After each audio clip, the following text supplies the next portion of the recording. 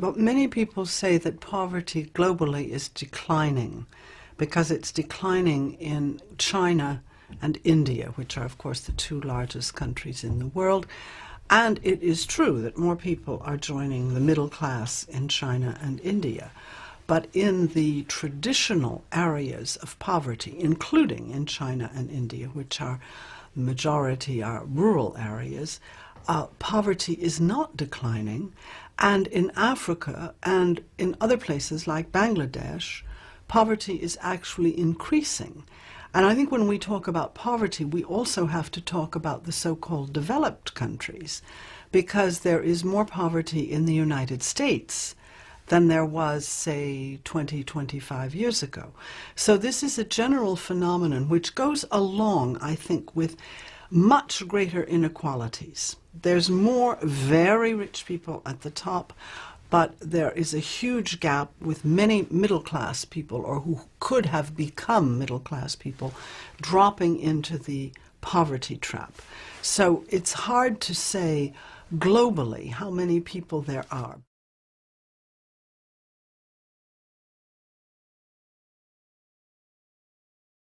Well, between about 1980, when you have Margaret Thatcher in Britain and Ronald Reagan in the United States, there is a whole philosophy that comes into play and is more or less imposed or accepted in the rest of the world, called neoliberalism. Sometimes in America it's called neoconservatism, but it means let the market work its magic, let the market make the decisions, and don't intervene if you're the government. Well, when the market makes the major decisions, it gives to those who already have, which is perfectly normal, because if you have a lot of money, you are going to be able to take advantage of market opportunities.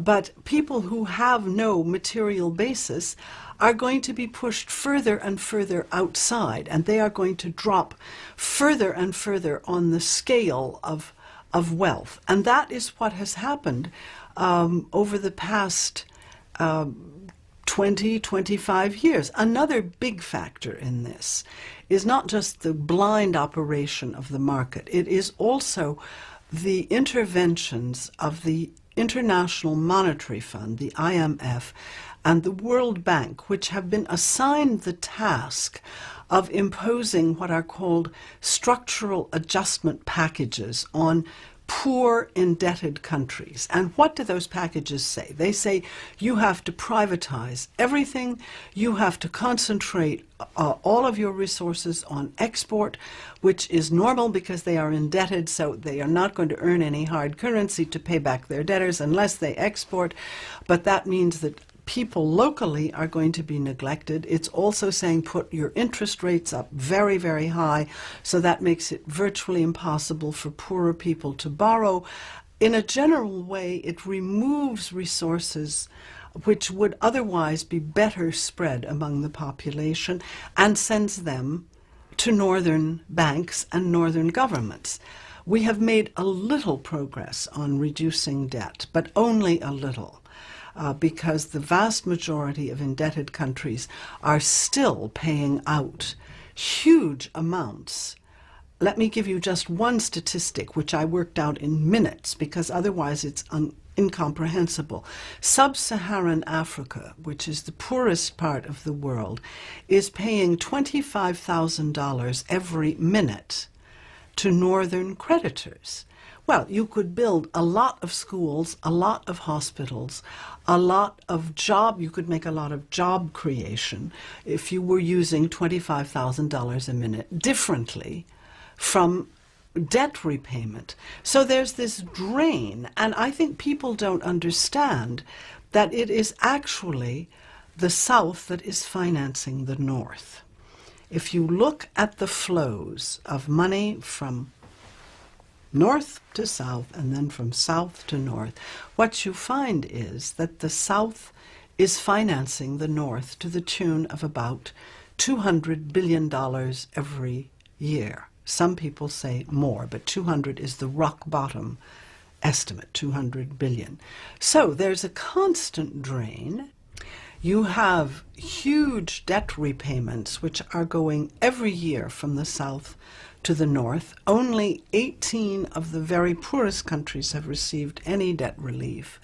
Others continue to pay and will never get out of the debt trap. So that is many billions on that side. Then you have another phenomenon, which is the underpaying of commodities. These countries have been told for years that they have to increase their export production. They have to plant more cotton, more cocoa, more coffee, more tea, etc., etc. And they then have to export that. But since the same advice is going to everyone, because this is the only way for many countries to pay off their debt, and they don't have a big diversification of their exports, they do produce more. But when everybody is trying to put those same goods on the market, you don't have to have a PhD in economics, which I do not have, by the way, to understand that that is going to push down the prices for everyone. When there's too great a supply, the prices will go down. So their exports are undervalued. So they don't earn enough in that way either. They lose some of their best brains. There is an outflow of human beings, both for the brawn and for the brains, which is also a big outflow. But the major outflow is the debt, which is going back every year to the northern countries, the northern banks and the northern governments. Well, what we have to understand is that there was a lot of binge borrowing in the 1970s. And let's be clear from the outset that those who did the borrowing are not the same people who are making sacrifices to pay back now.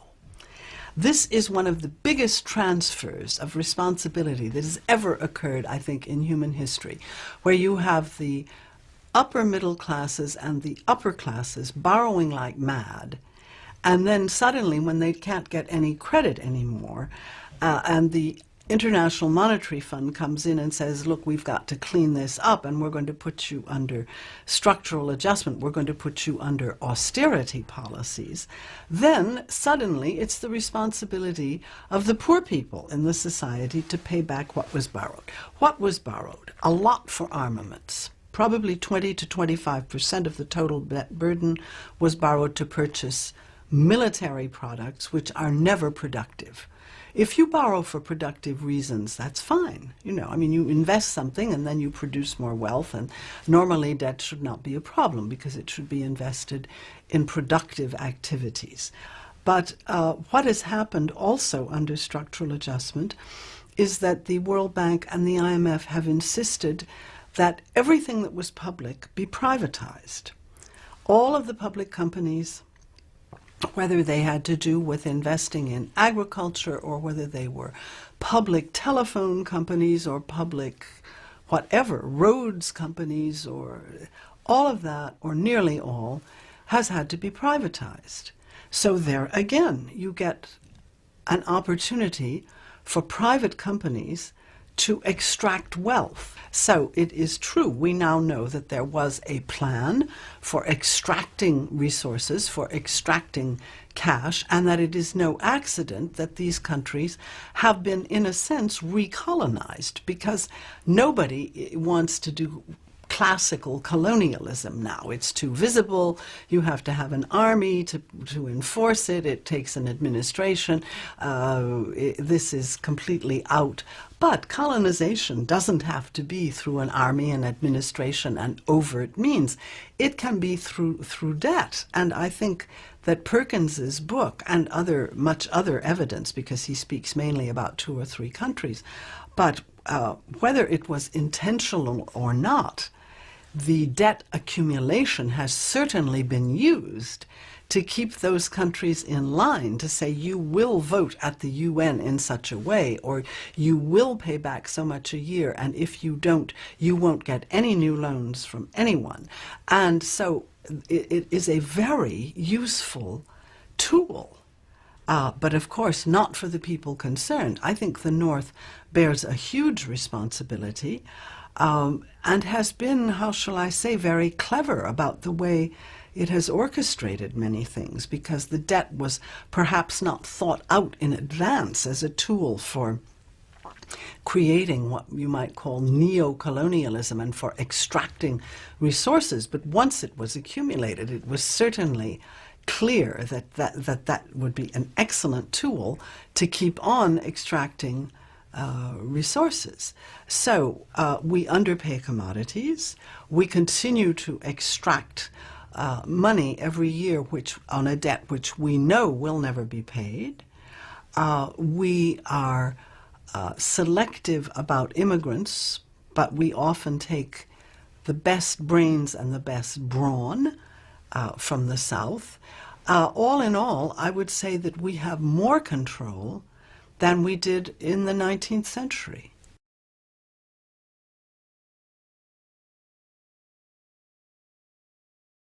There is definitely overproduction now in the South, and that is also a fact of life with the World Bank and the International Monetary Fund, because what they say is you've got to produce whatever you can produce in order to earn hard currency in order to pay back your debt. So it's not surprising that there is overproduction.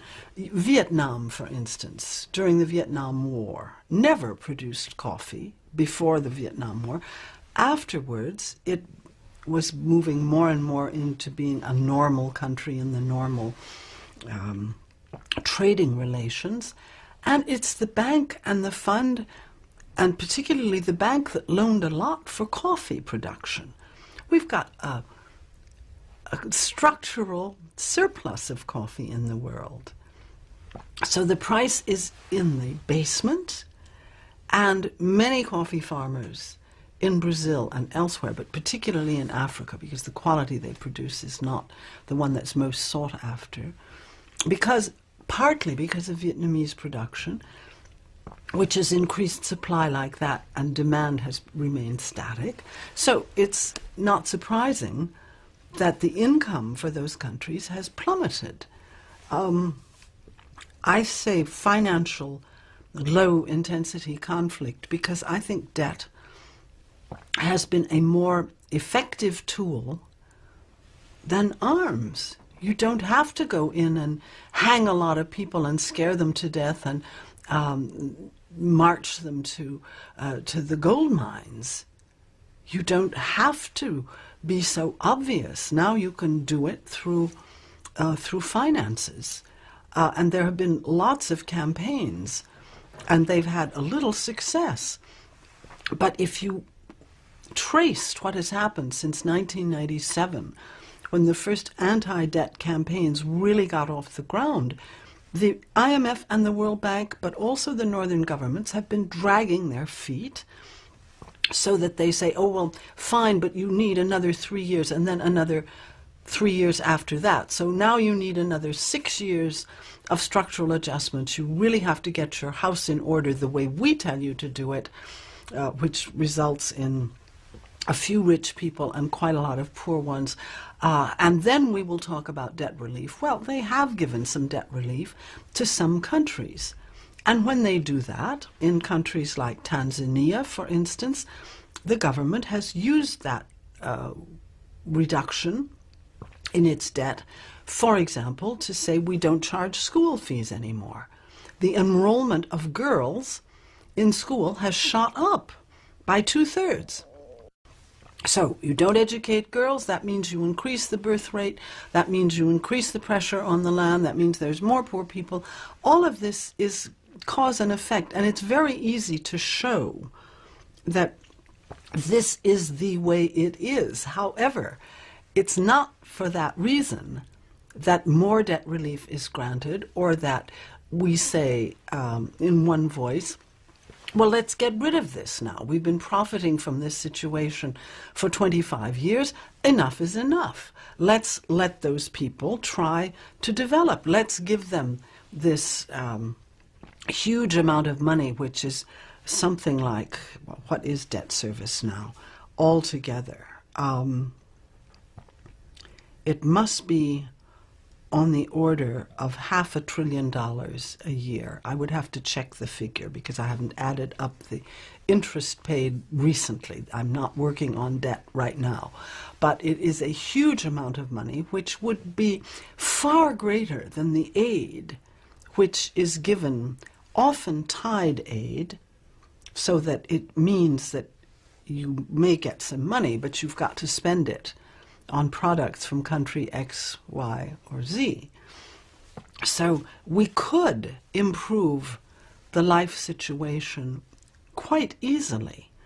And the banks are aware that they have profited from this situation for years and years. They could easily take a hit, particularly for Africa. African debt is peanuts for us, frankly. It's huge for them, but for us, it's very little.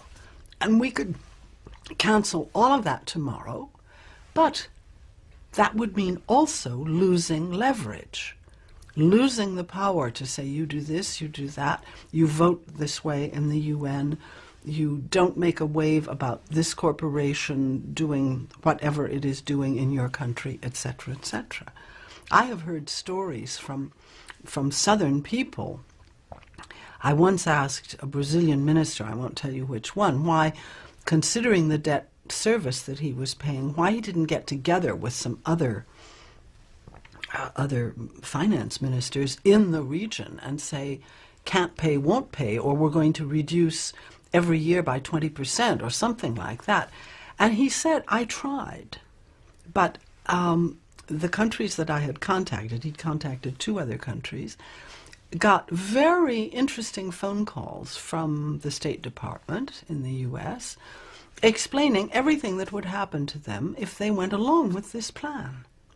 So, you know, I mean, leverage is leverage and blackmail is blackmail. And it's so easy to hide this from people because it's about money, you see. I mean, it's not about sending in an army and clubbing children or something. It's not like that. You've got to have a bit of background. You've got to follow the figures. You've got to take an interest in this sort of thing to see where it's evolving. So most people are simply not aware of what goes on, and they think, oh, well, we're giving aid, and that's a very good thing, which it is, except that 1, aid is tied, and 2, it is far surpassed by the outflows coming from southern countries which are quote-unquote aided. It seems probably bizarre to people who have borrowed themselves to buy their house or whatever. I mean, you know that after a certain time, and you've paid every month, at some point this debt is going to be wiped out. Unfortunately, it doesn't work that way with north to south debt. And it doesn't necessarily mean that countries are actually borrowing more. But what happens is that it is impossible for them to pay back all the interest that they theoretically owe, because the interest rates are also very high, and many of them were fixed in the 1970s when interest rates, in the 80s when interest rates went sky high. So they can't reimburse everything. So what they don't reimburse, let's say Africa is paying back about, every year it's between 12 and 15 billion. Let's say 12. They can only pay back 6 or 7. The extra 5 or 6 gets added onto the principal. So the following year they owe more interest because the principal is greater. So the following year they can pay even less, so on what they theoretically owe, so that is added again to the sum on which they are paying interest. So it's a lose-lose game. You simply cannot win this game, and my contention has been for many years that this is for good reason, and that one could perfectly well reduce interest rates or simply cancel the debt, which I think would be a much preferable solution. And we are beginning to pay. I wrote a book called The Debt Boomerang in the early 90s. One of those boomerangs was immigration. If you don't allow people to make a decent living where they are, they will necessarily try to go where they believe, rightly or wrongly, that they can make a decent living. And we have done everything to make it impossible for people to earn a proper wage and be able to bring up a family and have a house and have a normal life where they live. And having done all of this, then we say, oh, surprise, surprise, they try to get into our countries. So in Europe, we have, in the Canary Islands, people arriving in these leaky boats, hundreds of people arriving on the beach. You have in the United States, Mexicans and Central Americans and even Chinese trying to get in through any port. You have whole rings of criminals, gangs that transport these people for huge amounts of money. It's a lucrative business. Well, there are a lot of boomerangs. One of them is on exports and therefore on wages from the United States or Europe, because if you want to export, you've got to export to someone who is able to pay your prices. You can't undersell your actual cost of production. So if you are expecting people to be able to buy your products, they've got to have the wherewithal to invest in your products, which means that they've got to earn a fair income for their own. Trade is always a two-way street. But since we have diverted a huge amount of cash into the repayment of the banks, which is, or the governments, which is sterilizing money actually, we take away from what could be actually devoted to buying our products. I don't have recent figures on how many jobs we have lost because of that. I did this work in the 1980s, and I don't know what it is now, but I am quite sure that the principle is the same, because we are not selling what otherwise we could normally sell to these countries if they had a normal progression of their levels of wealth, and if wealth were better distributed and did not remain in a single small elite, which has offshored its money anyway, so it's not contributing the elites still offshore their money. They still send their dollars or whatever to New York or London. For example, the banks in Mexico, I would say, are now 95% American-owned in one way or another. They may have Mexican names, but they are American-controlled. And there are other cases like that, so that after, say, 20 years of these forced privatizations, you have a situation where anything that's worth anything has already been taken over. And when the private sector takes over, whether these were public companies or private, usually, I mean, they were public companies before, although there have also been sales of private companies to foreigners, naturally you have higher prices to the consumer, because we're not talking public services anymore. We're talking profit-making operations. And a public service, when it's run at cost or simply for the replacement cost, is going to be either subsidized or it's going to be cheaper for the consumer. But that has been practically wiped out. And also, there don't seem to be many signs of these ever coming back, although we can easily quantify and see qualitatively what the impact on ordinary people has been. There are many impacts which are boomerangs, because they come back and hit the people who threw them to begin with. But I would like to stress that ordinary people in the United States or in Europe or Canada or wherever are not responsible for this. It's their governments. It's a very small elite which has in many ways organized the debt crisis ever since 1982. And they have done an excellent job of keeping their arrangements quite dark. Most people don't know these things. You have to dig a bit to understand what's actually going on. This debt, we have to face it. It's never going to be paid. That's not the point. The point is not getting back that money. The point is that this debt will always be hanging over the heads of the debtors because it is a huge source of political control. If you look at the votes in the UN, if you look at who will join you in Iraq or who will not at least complain about certain actions, etc., well, it's a very good tool. It's one among many tools, but it's still a useful one, which will not be given up without a fight.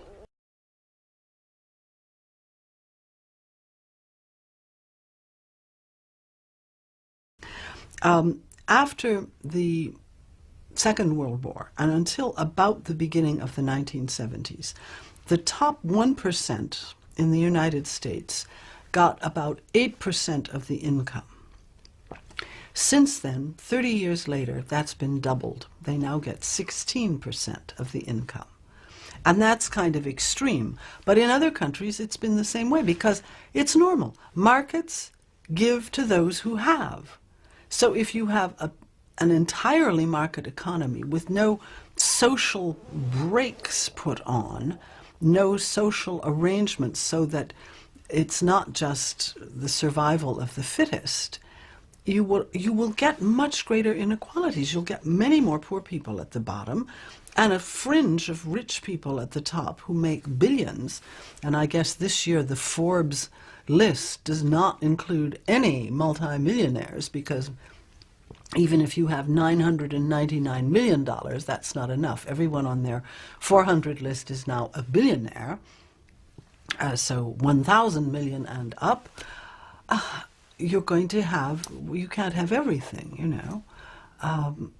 And this is not true just in the richer countries. It's also been applied in the southern countries so that you have some very rich people, a thin fringe, and then you have an awful lot of people who are struggling to make ends meet. You have a lot of people who are losing their land because they are indebted also at the local level, who are losing their land and therefore cannot feed their families anymore, so they go into the cities, they try to find a job, there's too many people there, wages are rock bottom, etc., etc., and so they go to the slums, which are neither in a city or in the country. They're sort of this middle planet where there's very few opportunities, and you get increased crime, you get more kids not in school, you get unhealthy populations, you get the spread of AIDS, you get all these things. So is that what we want? Sometimes when I look at these things with an objective eye, I think, well, yeah, that must be what they want. Because otherwise, the way to change that is really quite obvious. I'm not talking about communism, I'm talking about sort of what existed in the United States from the New Deal on, which is taxation, redistribution, public services, an equal share, well, not an equal share, but an equal opportunity. That you used to talk about that a lot in the United States. But equal opportunity, that means everybody gets a good education, everybody gets good health care, everybody has a place to live, more or less luxurious, but a place to live. People should have access to transportation, etc. And if they have none of that, then we should not be surprised that they get mired in poverty and that we have huge inequalities in the world. It's not mysterious. How does a market economy create inequalities? In simple language, the simple language was invented long ago. It's them as has gets, right? I mean, a popular phrase, at least in the United States, and them as has gets in a market economy where there are no safeguards coming from the political sphere which are going to give a bit of balance to this. And what I see happening all over the world is that if you imagine the world as a kind of sphere, you have the economic sphere, which is here on the outside, which is dictating everything to society. And in my ideal world, I would have society and politics on the outside, and they would be dictating their law to the economy, because the economy is a good servant, but a bad master. However, with the advent, well, in the United States of the Republican Party, but in Britain with Mrs. Thatcher and many other governments of the same kind, you had a whole period of imposing neoliberalism.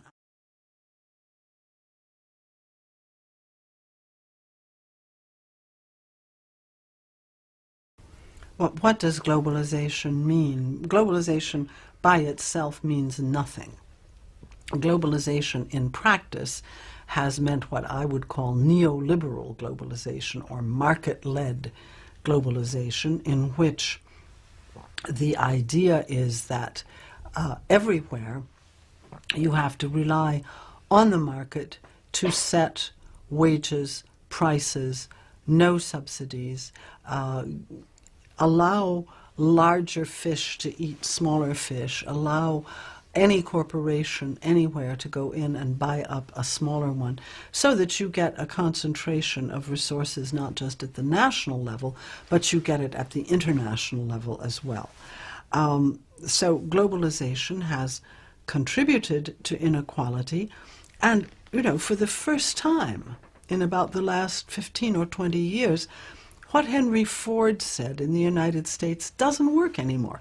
Henry Ford said in the 20s, I pay my workers so they can buy my cars. Very simple formula. I pay my workers a good salary. Why? Because I want there to be demand for my cars, which worked. Mass era of everybody can have an automobile, everybody can have a decent level. And globalization destroys that. Because when you can go cross-boundary, you can find somebody to produce those cars, not at all at the wages that Henry Ford was prepared to pay. And so more and more things are being offshored, and it worked so long as a country was national, and the laws were national.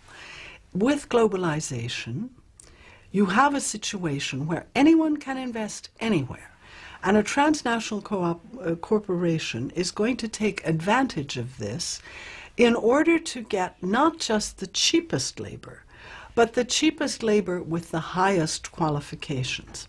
So China is turning out to be absolutely the best place you can imagine to invest, because not only are there a lot of cheap laborers, but also there are a bunch of very high-level university graduates who have competed with tens of thousands of others and who come out on top.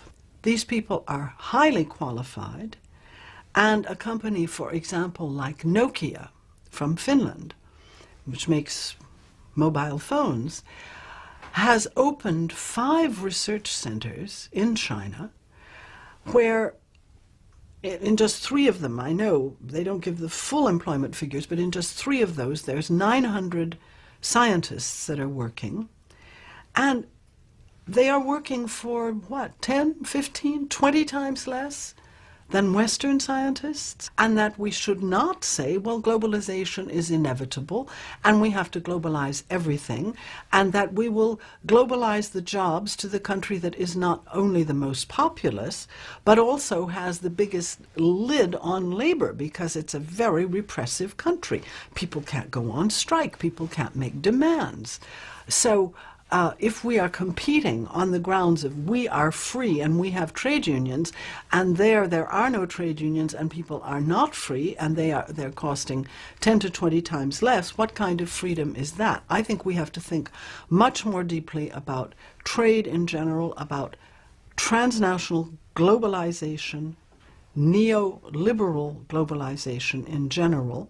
I don't have all the answers, but what I do know is that this should be a major debate, because not everybody is going to be in a position to earn their livelihood as a part of this economy where it is quite easy to offshore your production, all of it, and then sell the results of that production back in the United States or back in Europe.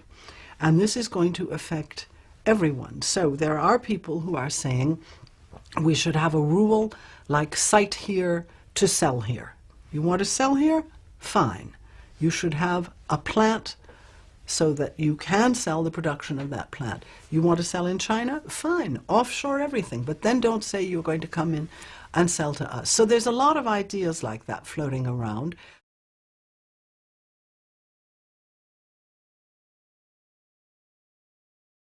Well, there are topics where Western ideas, I think, should be defended. After all, it's Western countries that invented democracy in the 18th century. We had revolutions about that, we had wars about it, and I think it's a proper gain. And I'm not someone who says, well, whatever the laws are locally, they are the best for those people. I don't think, for example, that female circumcision is a good idea. I think it's a terrible idea and should be got rid of. And I will never defend a certain number of local practices just because they're local and say it's not my business. And so I think democracy, as it has been practiced for 200 and some years, is a good thing for those who have been able to benefit from it. But what I do see happening is, for example, in the European Union, I get the feeling with the last constitution that they proposed to us that what they really want to do is to put the economy first. It's as if they were saying democracy was an okay parenthesis for 200 years. But now let's let the experts get on with it. Let's let those who have the money and the influence make the decisions. That everything was organized as if that was what their desire was. And I am an old-fashioned believer in helping to introduce democracy where one can, but that has to be done with sensitivity for local cultures. For example, in Iraq,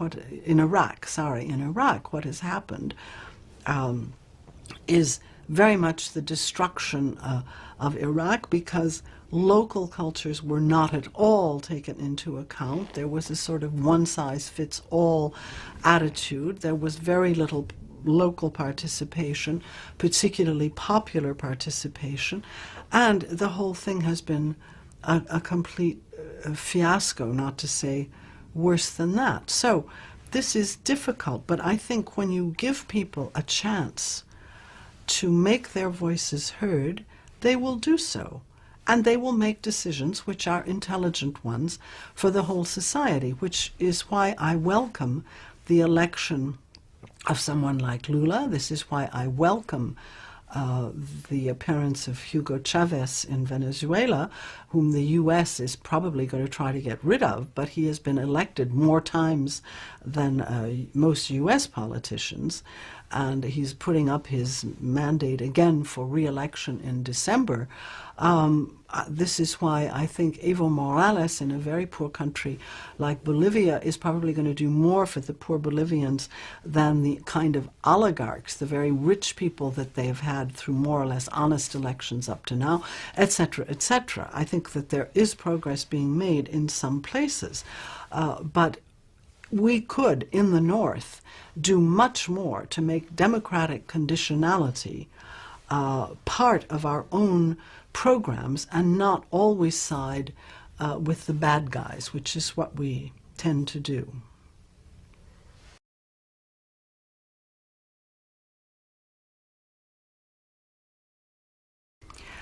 The WTO goes much farther than the World Trade Organization, goes much farther than any other trade agreement that has ever existed in the world.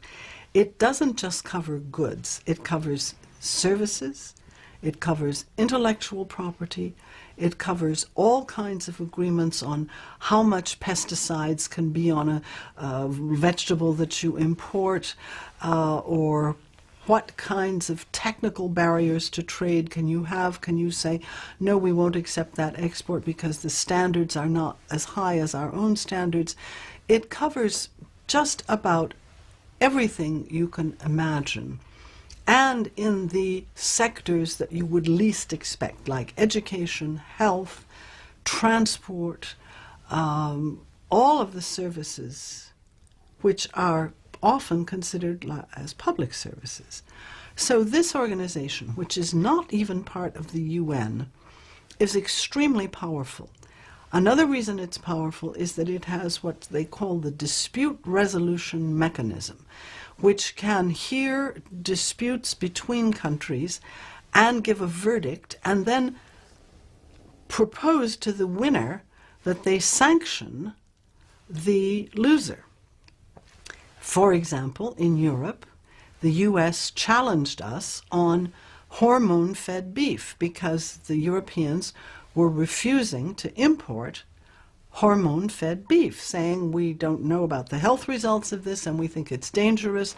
And the US was saying this is trade restrictive and you haven't proved anything about health, and so they won. And what did they do? They immediately put sanctions on certain products, and one of the best known ones, at least in France, is that they put sanctions on Roquefort cheese. They raised the duty by 100%. So Roquefort farmers, sheep raisers who live in a very poor part of France, very little possibility to grow anything else, just have sheep pastures and that's about it, suddenly they had their sales, which were cut by a third to a half because there was no more American purchases of this cheese.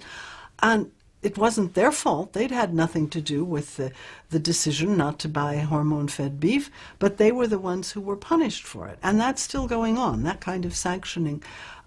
So I think we need much fairer trade rules, and particularly we need trade rules which take labor rights into account, which take human rights into account, which take environmental necessities into account, which is not the case now of the World Trade Organization. So that's what I've been working on most personally, because I think this is a hugely urgent project. And now that the talks are stalled in what's called the Doha round, what is happening? Well, immediately they go for bilateral agreements, which may be even more demanding on the partner countries. So maybe you will win one here, but you lose something on the other side. It's always an uphill fight.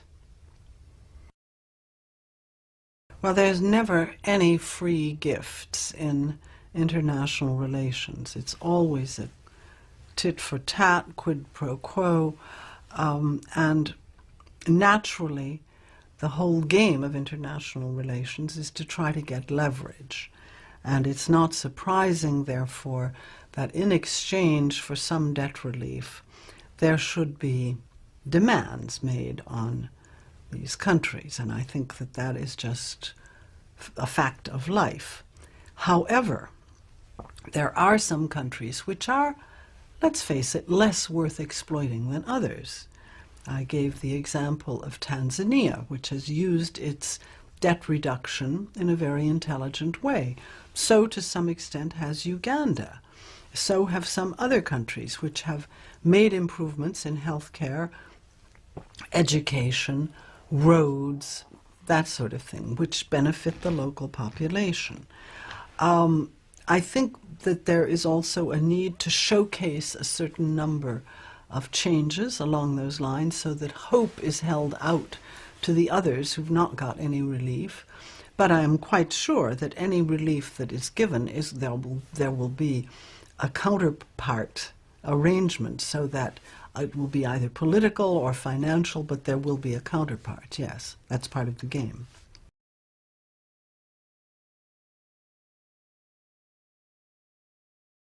They always think that foreign aid represents, I don't know, 10 to 15% of the American GNP. This is so far off that it's not even true. Foreign aid represents in the United States, less than 0.1% of the entire American GNP. We are being helped much more by the South than the South is being helped by us. I say we as a former I'm still an American citizen. And it's pretty much the same thing for Europeans. There's not much virtue here, right? So I would say, look, try to go behind the scenes, try to look at what is actually happening. One of the problems today is that real democracy requires more of an effort from people. When I started out, trying to examine these problems, it was enough to say, U.S. get out of Vietnam, and people agreed with you or they didn't agree with you, but at least it was self-explanatory what you meant. Now, if I'm talking about you have to reduce the debt of the African countries, or you have to pay raw materials at a higher price, or anything like that, it requires a little bit of knowledge about what is actually going on.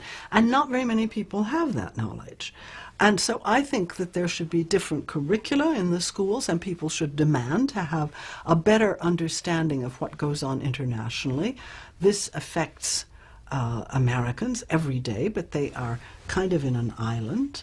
That there should be a much sounder discussion of the budget about what is it we are actually doing in foreign countries. What is our military actually doing? Because there's much more spent on military presence in the South than there is on development cooperation. We should be looking much more closely at the policies of the World Bank, the IMF, and the World Trade Organization, which we really haven't talked about, which is another undemocratic but very powerful organization. So there's, but I see this happening in a lot of countries. I see this interest in globalization growing. I see people saying globalization is not democratic. We need to overhaul it. We need to have our voices heard in this new configuration. So I would say the same thing to Americans. Make your voices heard in the whole process of globalization, which may mean a bit of effort on your part. Yes, you've got to maybe sit down and learn a few things, but now there are dozens, if not hundreds, of sites where that has become pretty easy, and there's lots of organizations which are devoted to trying to help people to get a greater understanding of what the world is like and what their own governments are doing in this world. So I'm not pessimistic. I see changes happening. I see more and more people going to events like the World Social Forum because they are interested in getting a new take on reality. I see initiatives even in high schools, colleges. In American colleges there were a lot of efforts to stop apartheid, and that kind of engagement has gone on. So I think this is a matter of time, but that eventually also the boomerangs that come back and hit us, the boomerangs like immigration, like lower jobs and wages for local people in America, boomerangs like environmental destruction because of massive exports, etc. People are going to wake up and say, yes, we've got to change these policies because A, they're not fair, and B, they're ruining the world, and therefore we've got to become engaged. And I'm pretty convinced that that will happen. Now, will it happen in time? That's an open question. That I can't answer.